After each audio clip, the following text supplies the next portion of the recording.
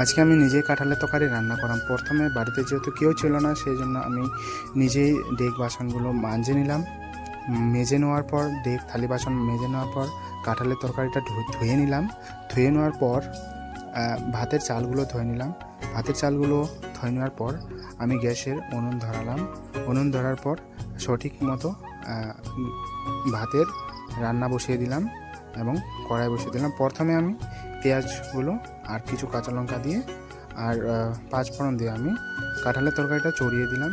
চড়ার পর ঠিক পরিমাণ মতো জল দিয়ে আমি সেদ্ধ করতে দিলাম। মিনিমাম 10 মিনিট রাখার পর আমি লঙ্কা বাটা, রসুন বাটা একসাথে মিক্সড করে তরকারির মধ্যে দিয়ে দিলাম।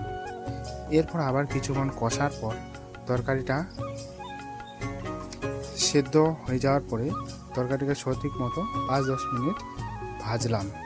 ভাজার পরে পরিমাণ মতো জল দিয়ে দিলাম। জল দেওয়ার পর খেয়ে দেখলাম যে মোটামুটি ভালোই স্বাদ হয়েছে। আজকের ব্লগটি এইটুকু।